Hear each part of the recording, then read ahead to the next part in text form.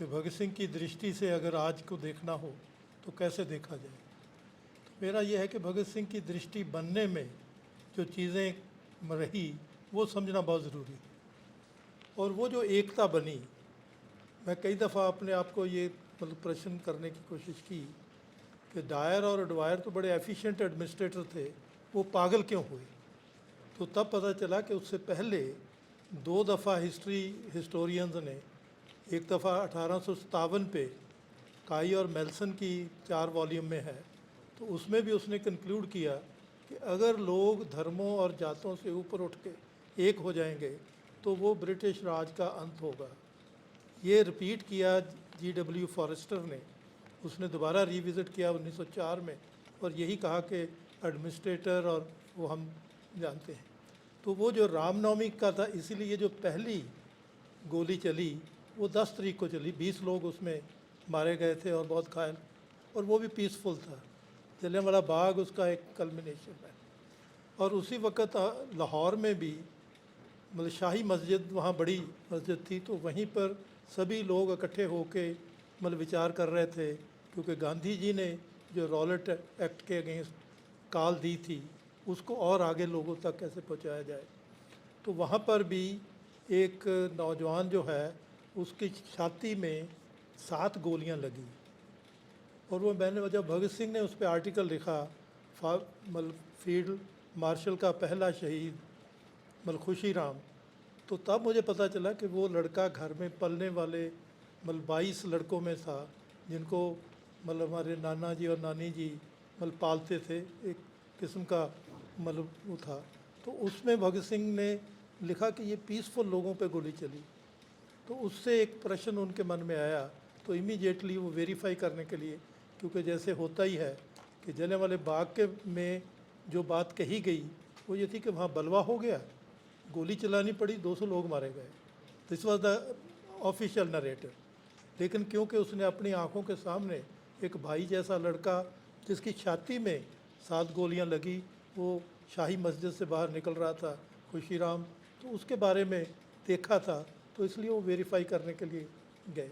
लेकिन उसके बाद का जो पीरियड है 1.5 महीना मार्शल ला रहा, और बदला लेने के लिए मुसलमान वकील को और हिंदू वकील को इकट्ठे उनको बांध के जुलूस निकाला जाता था कि आप बहुत एकता कर रहे हैं। तो ये चीज़ें जो है भगत सिंह के मन में पहला प्रश्न था। उसके बाद 1921 में ही गुरु नानक के बर्थ प्लेस पे महंतों ने 139 सिखों के जत्थे को मारा और किया। भगत सिंह वहाँ भी गए, लेकिन उनके मन में जो प्रश्न आया कि ये लोग सिर्फ धन दौलती को मिसयूज़ नहीं करते, ये लोगों को ज्ञान नहीं देना चाहते। तो वो इंटरेस्टिंग रहा कि उन्होंने खुद पंजाबी सीखी और ग्रंथ साहब तक अप्रोच किया, क्योंकि मेरे मदर ने जो मुझे बताया, क्योंकि वो उनसे 3 साल छोटे थे, तो उन्होंने बताया कि भगत सिंह ने कहा कि तुम क्या पढ़ रही हो। वो कहते मैं तो अभी सेलेक्टेड रीडिंग पढ़ रही हूँ।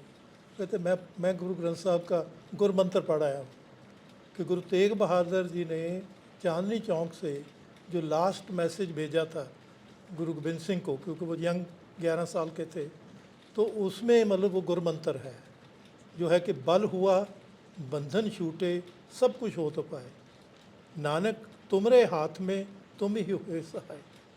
तो इसको लेके उन्होंने, मैं बाद में जब देख रहा हूँ कि उनकी अप्रोच का वो पार्ट बना, क्योंकि ये भगत सिंह का एक खासियत है कि जो भी उन्होंने पढ़ा उसको उन्होंने टेस्ट किया, जब भी उनको मौका मिला तो भी वो और ये साल एक मुझे एक लगता है कि बहुत अहमियत का साल है, और शायद हिस्टोरिकली, क्योंकि 100 साल का साइकिल हिस्ट्री वाले बताएंगे, मुझे तो ऐसे लगता है कि क्योंकि एक नेचर का लॉ है, लॉ ऑफ हेलिकल मूवमेंट, तो हेलिकल मूवमेंट की वजह से द पीरियड इज़ रिपीट, क्योंकि पहला जो ग्लोबलाइजेशन था उसका 100 साल के बाद 80-90 में सेकंड ग्लोबलाइजेशन आया, तो वो भी 100 ईयर्स पीरियड है।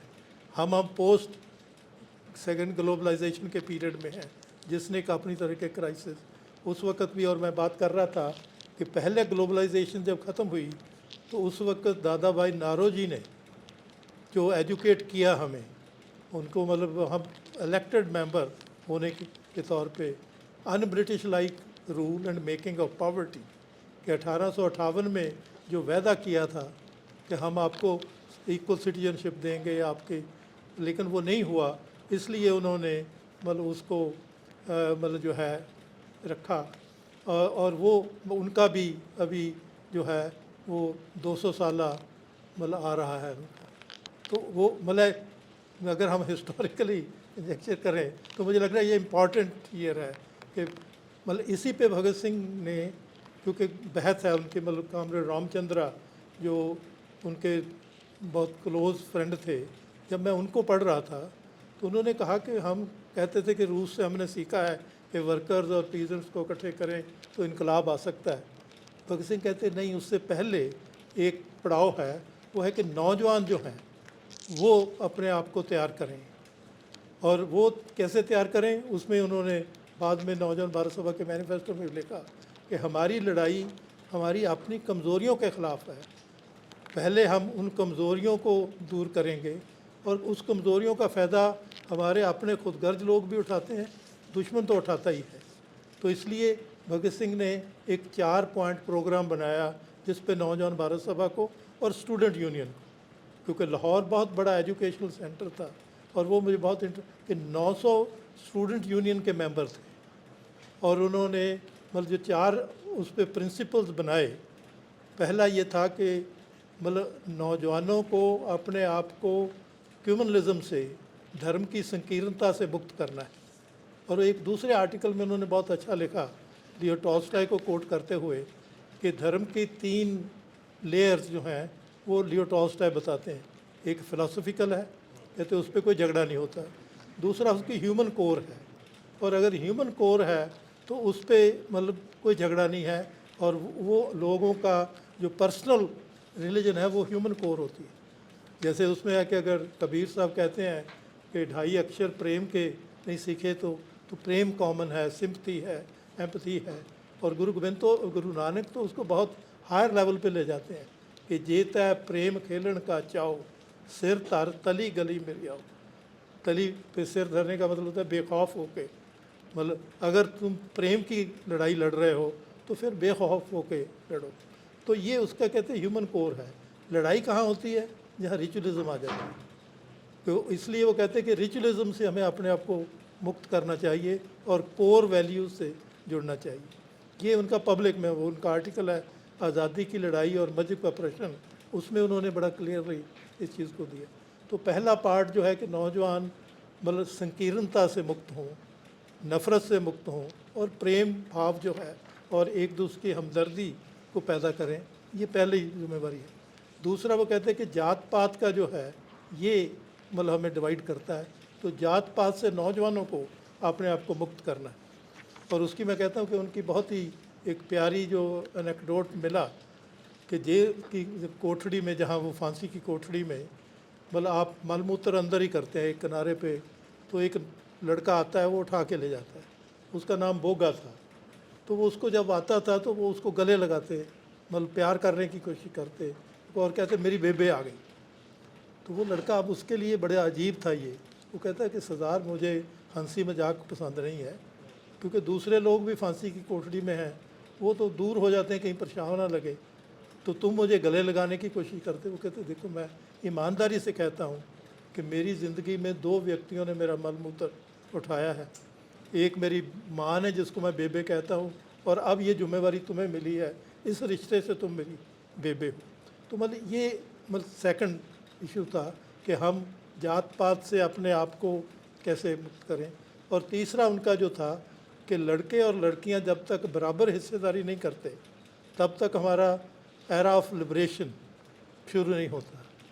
और मुझे वही बड़ा इंटरेस्टिंग लगा कि जो स्टूडेंट यूनियन बनी उसकी उन्होंने किस तरह एक लड़की को प्रमोट करके उसका प्रेसिडेंट बनाया, मनमोहनी जुत्सी को, क्योंकि वो उनकी मैं जब ऑटोबायोग्राफी तक पहुंचा तो फिर उन्होंने शेयर किया मतलब वो सारा। और चौथी बात जो है वो बहुत इम्पॉर्टेंट कही उन्होंने, वो कहते हैं कि हर नौजवान को जो हो रहा है उसका कारण समझना चाहिए, ये साइंस की एप्लीकेशन है। मतलब फिज़िक्स लाज के बजाय ये है कि जो भी हो रहा है उसके पीछे कुछ कारण है, चाहे वो नीतियां हैं या, तो उनको समझना, क्योंकि जब आप कारण समझेंगे तो फिर उसका समाधान भी होगा।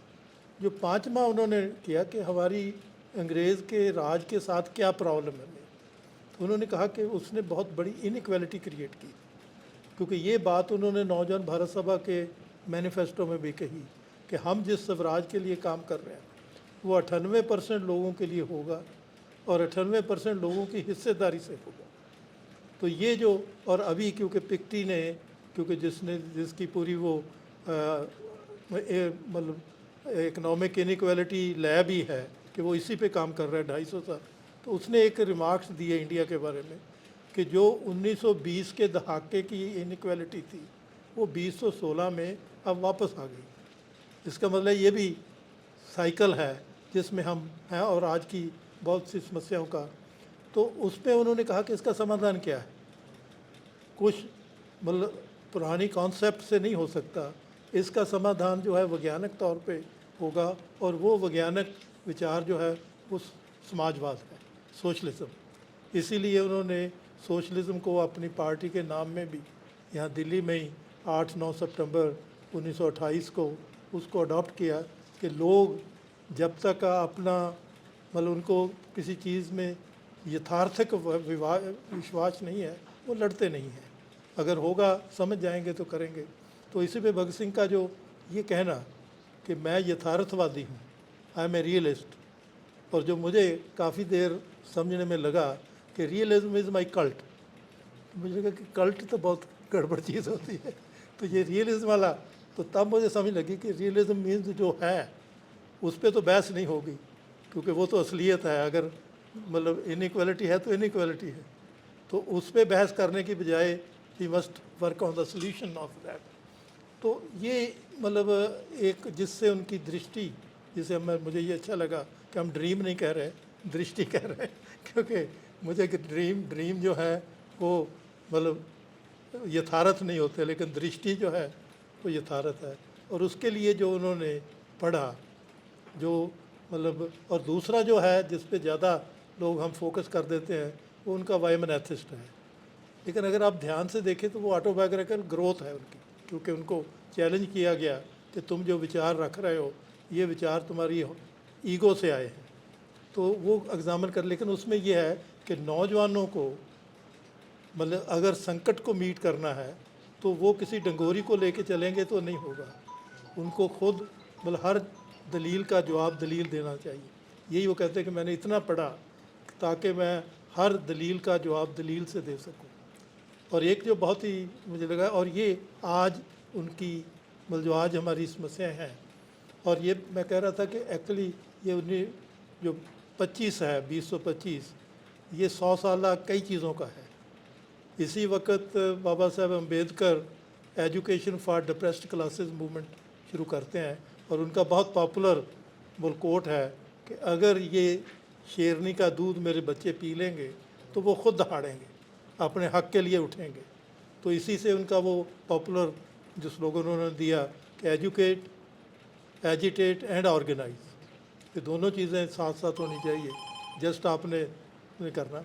तो यही पीरियड है जब पैरियर EVM रामास्वामी जो हैं वो सोशल जस्टिस मतलब self respect with scientific knowledge की मूवमेंट शुरू करते हैं, क्योंकि उनका बनारस बड़ी मतलब कमाल की जगह रही उस वक्त, क्योंकि ये सब लोग भगत सिंह के साथी भी जो हैं मतलब राजगुरु पुणे से सिर्फ पढ़ने के लिए आए वहाँ पर, क्योंकि वहाँ फ्री एजुकेशन अवेलेबल थी। आज़ाद पढ़ने के लिए आए, मनमथ नाथ गुप्त और वो सब लोग वहाँ पढ़ाई की एक तमन्ना थी आपकी, तो वो आए। तो रामास्वामी पैरियर भी एक्चुअली आए कि वहाँ फ्री फूड अवेलेबल है तो मैं पढ़ूँगा। वो कहते लेकिन मुझे उन्होंने कहा कि तुम ब्राह्मण नहीं हो इसलिए तुम्हें पढ़ने नहीं देंगे। तो कहते मैंने कहा कि मैं ब्राह्मण बन जाता हूँ, तो मैंने थ्रेड पहन लिया, मतलब किया, तो वह वो वैसे गया, तो वो कहते कि तुमने मूछें रखी हुई हैं, तुम ब्राह्मण नहीं हो सकते। तो वो कहते मुझे 7 दिन भूखा रह के, तो इससे फिर उनको वो जो चेतनता आई कि जब तक सेल्फ रिस्पेक्ट मतलब जो है वो हम नहीं बिल्ड करते और उसके साथ वैज्ञानिक विचार नहीं करते तब नहीं होगा। इसी से भगत सिंह ने भी एक जगह कहा कि अगर सोशल चेंज चाहिए तो उसके लिए आपको एक वैज्ञानिक विचारधारा वाली सोशल डायनेमिक फोर्स चाहिए। तो वो डायनेमिक फोर्स वो यूथ में क्रिएट कर रहे हैं जो आज भी, और यही पीरियड है जब नारायण स्वामी मतलब जो है राइट टू द सड़क से गुजरने के लिए दलितों के हक के लिए लड़ाई लड़ रहे हैं, क्योंकि मंदिर के पास से गुजरने वाली सड़क से नहीं गुजर सकते। तो ये मतलब एक तो वो मतलब है, और दूसरी तरफ कि जब पॉजिटिव चीज़ें होती हैं तो नेगेटिव भी आती हैं।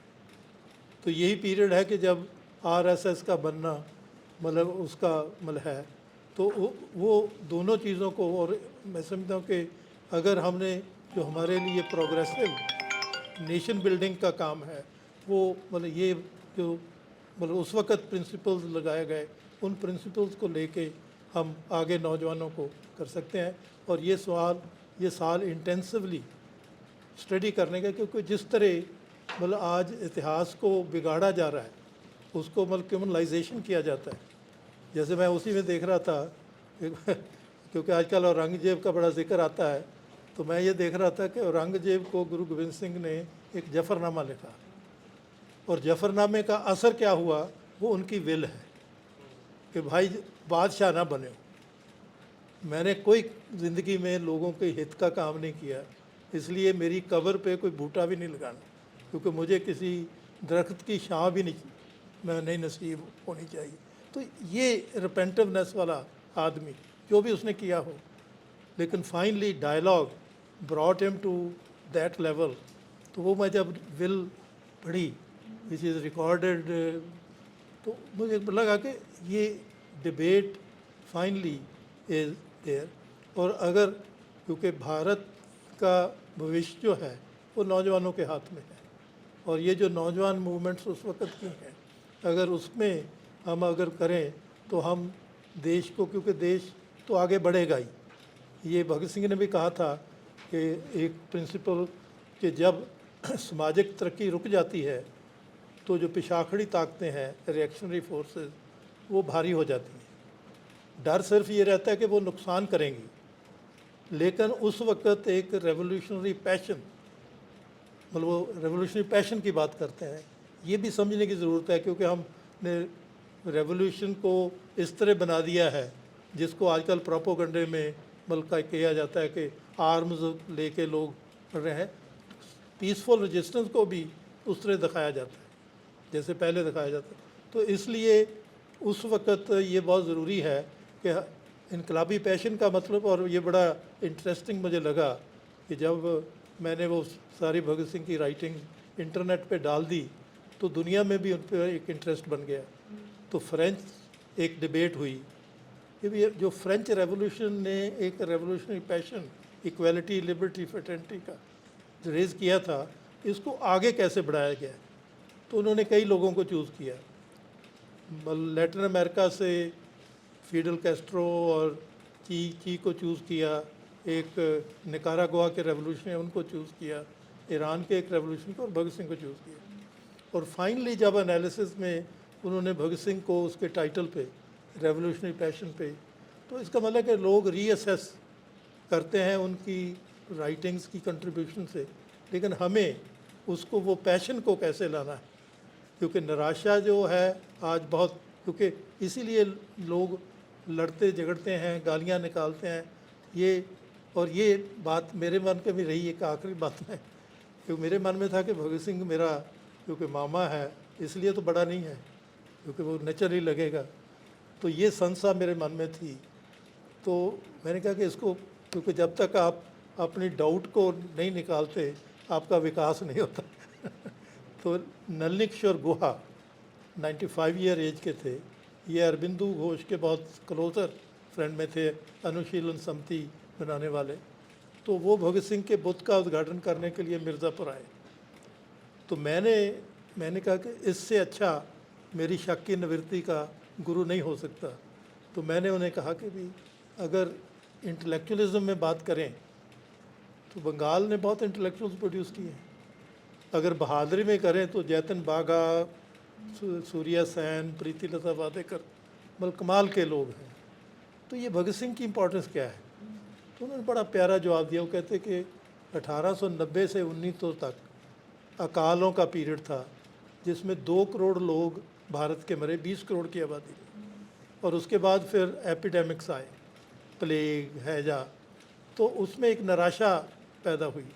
जब हम उसके समाधान के लिए बात करते थे तो हर चीज़, छोटी सी चीज़ पे भी अगर कोई नारा लगा रहा है वंदे मातरम का, तो उसको सज़ा दी जा रही है। तो उस वक़्त हमारे कुछ नौजवान, खुदीराम बोस और वो आए, और उन्होंने वो जो डर का माहौल था वो तोड़ने की कोशिश की। लेकिन दैट वाज जस्ट, मतलब लेकिन जब भगत सिंह और उनके साथी स्टेज पे आए तो उनकी मोटिवेटिंग फोर्स जो थी वो लव फॉर द पीपल थी। क्योंकि ये जो लोगों के लिए प्रेम है, और ये भगत सिंह भी यही लिखते हैं कि what ever concerns man is my concern, कि इंसानियत का, मैं अभी उनका अगर आप बयान भी पढ़ें तो जब मैंने वो दोबारा देखा कि कहीं भी आपको भगत सिंह की राइटिंग में फ्रस्ट्रेशन नहीं नज़र आएगी। इवन टू द एक्सटेंट कि जब वो फांसी के लिए तैयार हैं, 20 तारीख को भी वो गवर्नर को चिट्ठी लिख रहे हैं और ये चैलेंज कर रहे हैं कि आपकी कोर्ट ने जो यूज़ किया है कि मतलब हमने जंग छेड़ी है, तो पहले तो जंग क्या है। और उस वक़्त उन्होंने कहा कि ये जंग तब तक है जब तक लोग कि उनका हक नहीं मिलता, उनकी मेहनत का फल नहीं मिलता। और उसमें नेचुरल रिसोर्सेज का लिखा, और ये फ़र्क नहीं पड़ेगा कि ये अंग्रेज़ लूट रहे हैं, अंग्रेज़ और भारतीय मिलके लूट रहे हैं या भारतीय लूट रहे हैं। तो ये जो मतलब है। और लास्ट तो इसलिए मैं समझता हूँ कि ये हमें अगर उस प्रेरणा की तरफ, और नौजवानों को ख़ास तौर से अपनी ये जिम्मेवारी समझने की ज़रूरत है, क्योंकि देश नौजवान बनाते हैं। तो फ्रस्ट्रेशन से आशा जो है वो ज्ञान से आएगी। और मैं लास्ट बात जो मुझे इन दिनों लगी, मैं थोड़ा जर्मन हिस्ट्री पढ़ रहा था, तो उसमें एक बेनहॉफ है, वो हिटलर की जेल में थे। तो वहाँ उन्हें ख्याल आया कि ये दुनिया कैसी बन गई है। तो उन्होंने लॉ ऑफ स्टुपिडिटी, कि ये स्टुपिडिटी वर्ड है, तो वो कहते हैं स्टुपिडिटी जो है वो ये नहीं है कि लोगों की अकल नहीं है, लोगों को समझ नहीं है, लेकिन कहीं भी आपकी और कमज़ोरियाँ जो हमारे गिनी जाती हैं, वो कमज़ोरियाँ, चाहे वो ईगो हो, चाहे वो मतलब ग्रीड हो, वो आपको मूर्खता बनाती। तो मैंने कहा कि हम भी उस मूर्खता के पर्व में जी रहे हैं, उसको अक्लमंदी में कैसे वर्त करना है। शायद विदुर की जो एथिकल नीति है महाभारत में, अगर वो महाभारत पढ़ते तो हमें भी बच्चों को कहना चाहिए कि वो विदुर की मतलब एथिकल पॉलिसी जो है मतलब वो भी पढ़नी चाहिए, और वही हमें अपने इस संकट से बाहर निकालेगी। और ये साल इम्पोर्टेंट है, इसलिए सभी का बहुत बहुत धन्यवाद। और चाहेंगे कि इस पे हम आगे मतलब और ज़्यादा जहाँ भी लोग जानना चाहते हैं वो मिलें और बात करें। धन्यवाद। बहुत बहुत धन्यवाद जगमोहन जी। अब मैं सलील सर से रिक्वेस्ट करूँगा। बहुत बहुत धन्यवाद जगमोहन जी। एक बहुत बड़े फलक में बड़े विस्तार से आपने काफ़ी बातें समझाई। और ये जो मौके होते हैं, दिन होते हैं, इनका महत्व यही है कि हम उस समय को, उस वक्त को रिविज़िट करते हैं। वो समय तो अलग था, आज का समय नहीं है, लेकिन उस समय में बहुत कुछ ऐसा है जिसका कि हमारे लिए एक महत्व है, और उस महत्व को हम समझने की कोशिश करते हैं। उस समय में, उस वक्त में भगत सिंह में, उनकी राजनीति में क्या ऐसा है जिसका कि आज हमारे लिए जो आज हमें इंस्पायर करे, आज के परिप्रेक्ष्य में जिसका कि हमारे लिए महत्व भी हो। मुझे दोस्तों 3 बातें समझ में आती हैं आज के कॉन्टेक्स्ट को, माहौल को ध्यान में रखते हुए। पहला तो यही देखना होगा कि भगत सिंह एक अपने समय की उपज थे। एक 1920 का जो पीरियड था वो बहुत ही काफ़ी कॉम्प्लेक्स और बहुत ही दुविधा भरा और बहुत ही अलग तरह का पीरियड था। उसमें 3 चीज़ें तो बहुत क्लियर थी। चौरी चौरा की हिंसा के बाद महात्मा गांधी ने असहयोग आंदोलन को वापस ले लिया था, और बहुत ही ज़्यादा इसको लेके एक रोष, एक डिसएन्चेंटमेंट और बहुत ही निराशा का भाव लोगों में आ गया था। जगमोहन जी ने उसका जिक्र भी किया। उन्होंने पहले पीरियड के हिसाब से बताया था फेमीन्स वगैरह से, लेकिन इस दौर में एक मोहभंग, एक डिसइंचेंटमेंट, एक निराशा कि कुछ समझ में नहीं आ रहा है, उसका सडनली एकदम से दौर आया। दूसरा ये हुआ कि हमारी राजनीति में एक ख़ास तरह का लेफ्टवर्ड टर्न लिया। रूस की क्रांति हो चुकी थी, उसकी गूंज भारत में आ चुकी थी, बहुत सारे लोग वहाँ गए थे, बहुत वहाँ से आए भी थे, और ये लग रहा था कि इस तरह का कुछ इस तरह की राजनीति, इस तरह की प्रक्रिया जिसमें कि एक क्षमता है कि हमारे यहाँ के मज़दूर और किसानों की ज़िंदगियों को ट्रांसफॉर्म कर दे, वो बहुत ज़रूरी थी। और तीसरा यही लग रहा था कि जलियांवाला के बाग के बाद में ब्रिटिश साम्राज्यवाद का एक बहुत ही नेकेड चेहरा सामने आया था। उस समय तक बहुत सारे हमारे नेता थे जिनको कि जिनमें कि ये उम्मीद थी, या जिनको कि ये लगता था कि पिटीशन के द्वारा, अपील के द्वारा, लिखने के द्वारा हम ब्रिटिश सरकार के हाथों से भारत में एक बेहतर तरह की राजनीति की शुरुआत होगी, रिस्पॉन्सिबल गवर्नमेंट आएगी, डेमोक्रेसी आएगी। इन सारी चीज़ों पे काफ़ी कुठाराघात हुआ, ख़ास तौर से जलियांवाला के बाग में। तो वो बिल्कुल ही दूर हो गया, वो भ्रम दूर हो गया।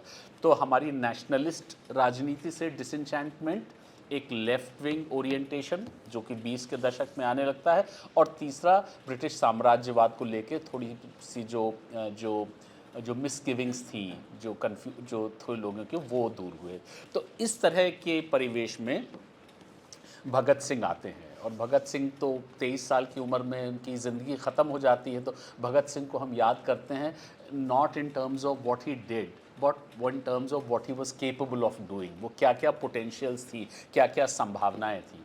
तो पहली तो यही थी कि वो अपने समय के सबसे बेहतरीन दिमागों में से एक थे, और वो एक कॉम्प्लेक्स सिचुएशन को कॉम्प्लेक्स तरीके से समझने की उनमें क्षमता थी। इसका एक बहुत बेहतर उदाहरण यही है कि वो पंजाब में थे, और पंजाब में कोई भी नौजवान उन दिनों पैदा होता था तो लाला लाजपत राय उसके लिए एक बड़े आदर्श होते थे, और लाला लाजपत राय बड़े नेता थे, भगत सिंह के लिए भी आदर्श थे।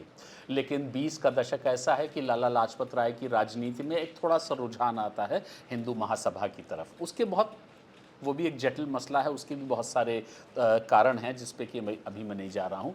और इस बात से भगत सिंह को एक निराशा होती है। उनको निराशा होती है कि उनके जो आदर्श हैं, जो बड़े नेता हैं, उनकी राजनीति में भगत सिंह को अपने हिसाब से कुछ वल्नरेबिलिटी, कुछ कमी दिख रही है, और अपनी उस कमी को वो किस तरह से एक्सप्रेस करते हैं।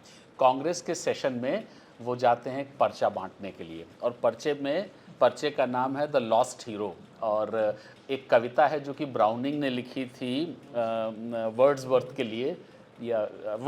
लिए, हाँ, कि आपने कुछ सिक्कों के लिए और कुछ पैसों के लिए आपने जो फ्रेंच रेवोल्यूशन के हाई आइडियल्स थे, आपने कैसे उनको सैक्रिफाइस कर दिया। वो पूरी कविता जो है वो लॉस्ट हीरो, टाइटल से ही पता लगता है कि वो बहुत ही एक डीप डिसअपॉइंटमेंट है। लेकिन वो उस तरह का विरोध नहीं है, बाहर से विरोध नहीं है, वो अंदर से एक डिसअपॉइंटमेंट है। और वो उन्होंने लॉस्ट हीरो की पूरी कविता, उसमें लाला लाजपत राय का कहीं नाम नहीं था, लेकिन तस्वीर उनकी ज़रूर थी। तो उन्होंने अपनी तरीके से वो मैसेज दे दिया, और शायद लाजपत राय ने बाद में उस पर अपनी प्रतिक्रिया भी दी थी। लेकिन 2 साल के बाद में जब लाजपत राय पे हमला होता है, तो वो सबसे पहले आगे आते हैं उसका बदला लेने के लिए, साउंडर्स को जो वो मारते हैं। और वो क्लियरली उनको लगता है कि उस समय उनके सामने लाला लाजपत राय जो है वो भारतीय राष्ट्रवाद के, इंडियन नेशनलिज्म के बड़े प्रतिनिधित्व के रूप में है, और एक इंडियन नेशनलिज्म का जो सिंबल है वो उसको डिफेंड करने के लिए वो अपनी तरीके से अपने तरीके से नौजवान लोग वो एक फैसला करते हैं। उस दौरान में जब हमारी राजनीति में चौरी चौरा के बाद जो असहयोग आंदोलन विड्रॉ हुआ, और जिस तरह का मोहभंग, एक डिसइंचेंटमेंट हुआ, तो उसने नौजवानों में एक ख़ास तरह की जो वायलेंट पॉलिटिक्स की टेंडेंसी होती है उसको भी जन्म दिया। और गांधी ने उसका निश्चित रूप से गांधी ने विरोध किया। गांधी ने एक आर्टिकल लिखा कल्ट ऑफ द बॉम्ब, और इसका बहुत बेहतरीन जवाब दिया भगवती चरण वोहरा ने लिखा फिलॉसफी ऑफ बॉम्ब।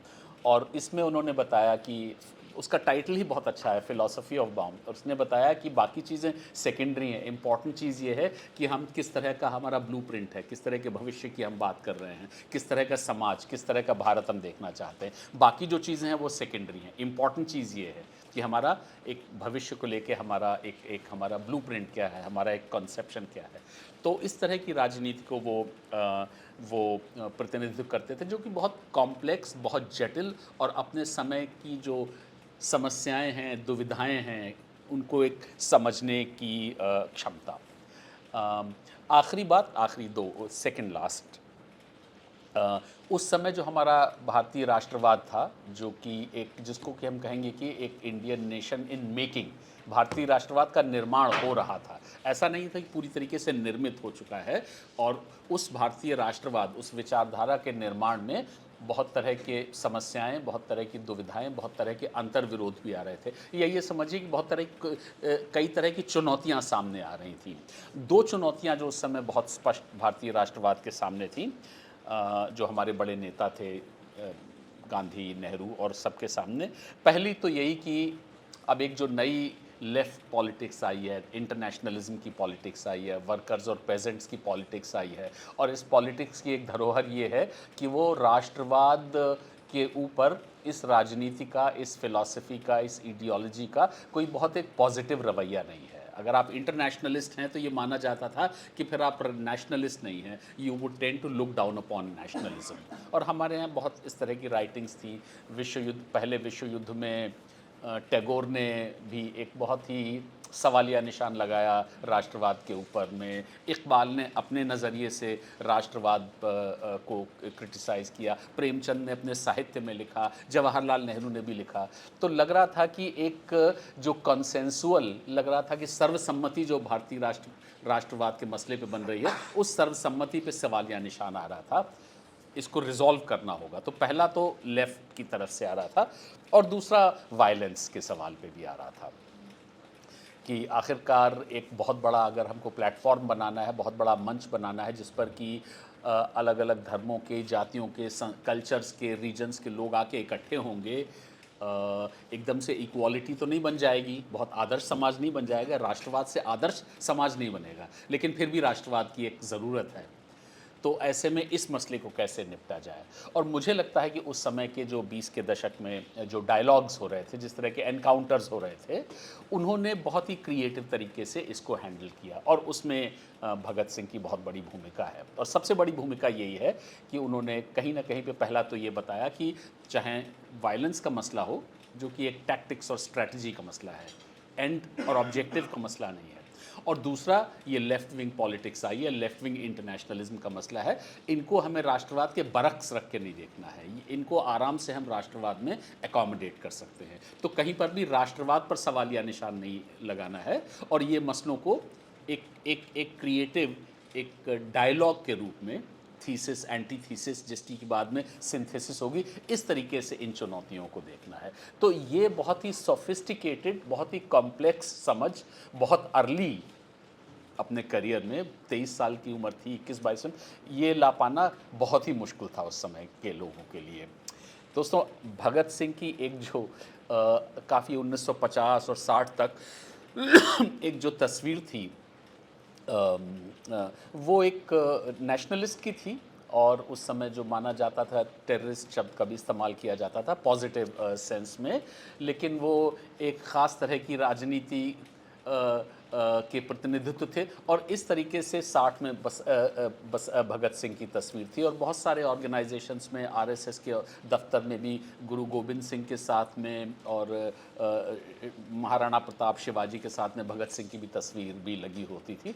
उसमें जाहिर सी बात है कि एक मिस्ट थी भगत सिंह की पर्सनैलिटी और राजनीति को लेके। लेकिन फिर 1970 के आसपास तक एक पैम्फलेट जो आया, why I am an atheist, और जब वो छपा और पीपल्स पब्लिशिंग हाउस ने उसको जब छापा और जब लोगों तक पहुंचा, 1-2 रुपए का था, उसको पढ़ने के बाद में फिर लगा कि he is too hot to handle. इसलिए कि उसके बाद जो भगत सिंह की तस्वीर निकल के आती है, वो उस तरह की तस्वीर नहीं थी कि एक पेट्रियाटिक आदमी है। वो एक ऐसे आदमी की तस्वीर थी जो कि बहुत ही इंसानी जीवन के जो बुनियादी पहलू हैं, जैसे जिनमें से एक धर्म है, या वर्ग का मसला है, जिन पे कि एक बहुत ही सोफिस्टिकेटेड, बहुत ही कॉम्प्लेक्स, बहुत ही डेवलप्ड अंडरस्टैंडिंग। तो वो जो भगत सिंह का जो पैम्फलेट जब लोगों तक पहुंचा और लोगों ने पढ़ा, तो फिर एक बिल्कुल ही भगत सिंह की एक नई तरह की तस्वीर उभर के आई। तो भगत सिंह भी अपने, उनका तो बहुत छोटा जीवन था, लेकिन हमारी राजनीति का जो लंबा जीवन है पिछले 100 साल का, उसमें भगत सिंह के भी कई अवतार हुए हैं, कई तरीक़ों से उनको देखा समझा गया है। लेकिन इस पैम्फलेट के आने के बाद में अब ये मुमकिन नहीं था कि भगत सिंह को कोई एक सिंपल पेट्रियट के रूप में देखे। फिर लगा कि भगत सिंह में थियरी मेकिंग की, दुनिया को समझने की, अतीत, वर्तमान और भविष्य को एक दूसरे के साथ में लाने की, एक ब्लूप्रिंट तैयार करने की, एक रोड मैप तैयार करने की, और चीज़ों को सिर्फ ब्लैक एंड वाइट में ना देख के एक बहुत ही कॉम्प्लेक्स तरीके से देखने की, और ये भी बताने की कि हम लोगों में एक उनकी कमज़ोरियाँ होती हैं, उनकी एक वल्नरेबिलिटी होती है, जिसे हमें रिकग्नाइज़ करना पड़ेगा। हर पॉलिटिकल एक्टिविस्ट को, जिसको कि लोगों के साथ में काम करना है, उसको ये मान के चलना पड़ेगा कि लोग कुछ बहुत ही परफेक्ट आदर्श, जो कि अपने सेल्फ इंटरेस्ट को बिल्कुल ट्रांसेंड करके सामने आएंगे, ऐसे लोग नहीं भी होते हैं। लोगों की अपनी कमज़ोरियाँ होती हैं, अपनी वल्नरेबिलिटीज़ होती हैं, वो एकदम से चली नहीं जाती हैं, और उनको साथ लेके फिर हमें करना होता है। तो रिलीजन पर जिस तरह की समझ भगत सिंह ने रखी, वो ये दर्शाती है कि सिर्फ लोगों में वल्नरेबिलिटी है, इसलिए आप उनको छोड़ नहीं देते हैं, लेकिन वो आपके साथ में हैं।